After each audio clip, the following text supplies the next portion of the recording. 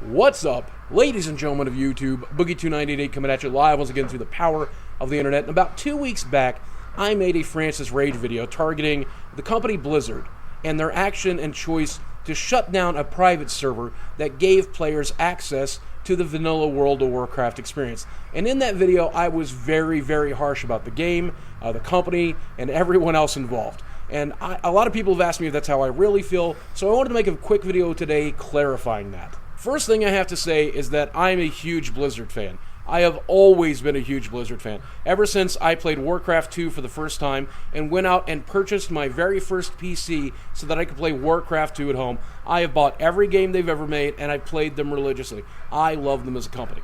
I also think that right now today there are some of the most talented game developers to ever exist working on games at Blizzard. I think that folks who made Overwatch are brilliant. I put dozens of hours into that game. Pre-launch, I plan to play dozens of more once it's live. It is one of the best games I've ever played, and certainly the best game in its genre. The guys over at Hearthstone got me to make room for a second card game in my life. I play as much Hearthstone these days as I do the Magic the Gathering, and as a 22-year veteran of Magic the Gathering, that's unheard of. And even the Heroes team managed to get me to do something I thought I'd never do again. Give a shit about a MOBA after quitting League of Legends. Which, and no offense to this team, speaks volumes to me about the people that are in charge of World of Warcraft right now. I no doubt that they're doing their best with what limited resources they have, but they cannot get me to really care about an MMORPG again. Which is a shame, because I crave an MMORPG. I want to play a game with you guys. I want to stream it 5 nights a week. I want to get back into that type of game, and for whatever reason, they will not provide that for me. And that's not to say that they're doing a bad job with World of Warcraft. They are probably doing exactly what they're supposed to be doing to retain as many players as humanly possible. They are managing to survive in a time and era where many MMORPGs are dead on arrival. They are managing to stay alive when there's only a handful of competitors who can even keep the doors open. They are doing something right. Clearly, they're doing something right. It's just not right for me. A lot of the times I feel like that's my problem, and it's not Blizzard's problem, because I'm a bit of a connoisseur of MMORPGs. I've played pretty much everything from Meridian back in the day to Blade and Soul when it released late last year. I've experimented with all of these games, and most of them can't really hook me in the way that World of Warcraft originally hooked me. The two games that really got their hooks into me was EverQuest, which I put 365 played days into. I played that game like it was my career, only breaking from that to switch over to vanilla World of Warcraft when I got invited to the beta, and I played from beta all the way to the end of Lich King. I've thought long and hard about this, and those two games are fairly vastly different. The one common theme they have, though, is the social aspect of the game. You could be someone that mattered in early World of Warcraft or early EverQuest. You could be a famous trader, the only person on a server that had a particular recipe. Or you could be a famous troll that ran trains through a particular zone. You could be in a guild that matters. You could be in the best guild on your server. And if you were the best player of a class in that guild, then you were the best player on that server. Server communities meant something. Everybody knew each other. We all talked to each other. We had community forums in which we talked about what was going on our server. It was a live, vibrant community. And I think a lot of that has to do with game design, because the games used to move a lot slower. It was more difficult to get into zones. There were exclusive things that only a handful of players got to do. If you got a piece of loot, it was entirely possible that you would be the only person on your server to get that piece of loot for months and months and months, maybe ever. Sometimes clearing a top-end dungeon meant running a raid full of super good players who were very, very well equipped. Even clearing a dungeon to get one of the items you needed to complete one of these raids could sometimes require a very specific group makeup of very good players with very good gear, and you, if you fit that role, you could be a very important player for a lot of people on your server. And think about it, we all remember those guildmates who were always online, ready to run you through a dungeon to help you get that particular item or particular key or quest piece that you needed. We all remember that guy on the server who would power level you in a certain dungeon and help you get the pieces of gear you needed for your class or help you complete your class quests. When we had to rely on each other, we remembered each other's names, we remembered each other's guilds, and sometimes we would even pass off the torch, and you and I would become the person everyone remembers because they helped. I don't know what it is about the last few World of Warcraft expansions that make the game different than that. I'm no game designer, I'm no expert, I can't tell you what it is.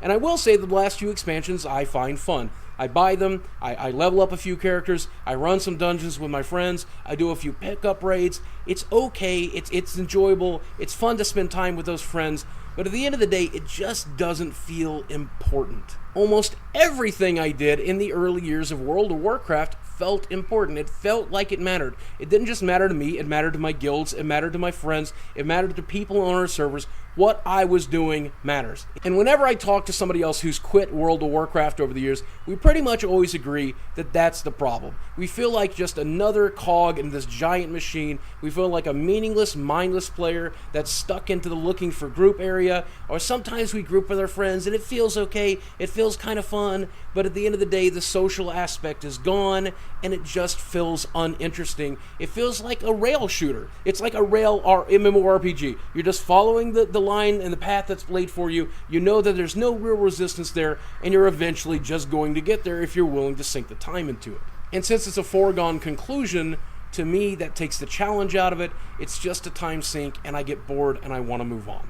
But look, not everybody feels the way that I do, and I trust the guys over there at World of Warcraft. And if their research, if their marketing data says that this is the best way for them to make money and retain players, then this is what they should do. I'm okay with that. I can find my kicks somewhere else. The problem is, nobody out there is creating games that fit this bill. They are all using the exact same market research you guys are, and they're creating games that are almost exact duplicate clones of modern day World of Warcraft, and they all have the exact same problems you guys have. The guys over at Sony Online Entertainment, of course, saw this need and decided to respond to it, and the way they did that is they managed to create these retro servers that allowed you to play like vanilla EverQuest. And once a guild had done everything there was to do in vanilla EverQuest and the server had completed it, they released the next expansion a month later and the next expansion a month later and so on and so forth. And then it's allowed players who are looking for that hardcore experience, who are looking for that social experience, who are looking for that nostalgia trip to go back and play together. And we did. We resubscribed, we reformed our guilds, we hung out, we played, we revisited that content and that experience, and it was fucking awesome. And this, of course, led us World of Warcraft players to ask you to do the exact same thing. But you guys told us time and time again, no, we won't do it. No, you don't really want that. No, we don't want to do it. Maybe market research says it's impossible. They don't want to waste the time and resources. We just don't have the source code. Who knows? But for whatever reason, you guys said no. And that's why these private servers crop up. That's why they exist today. And that's why every time you take one of these down, 3 more are going to crop up in its stead. And a lot of people wonder why this can't happen. Some people say it's because Blizzard won't do it. Some people say it's because they can't do it. Maybe they don't have the source code or whatever reason. I gotta say though, if the skeleton crew that was left over there at Sony Online Entertainment managed to get this put together for EverQuest, I absolutely guarantee you the very talented team over there at Blizzard can do this. It's a matter of will they. And you know, I actually think that they will, because now that there's several online petitions floating around, now that we've had this big public outcry, now that we've literally begged them for it in YouTube videos, I think eventually they will come to their good senses, realize there's millions of us who want to do this, that we will all resubscribe to be able to do it, and that means millions and millions of dollars for the company. Eventually, they will figure that out. I obviously don't think it'll happen before Legion, because I think that it's going to take some time, I think it's going to take some work, and they definitely do not want to compete with their own upcoming expansion.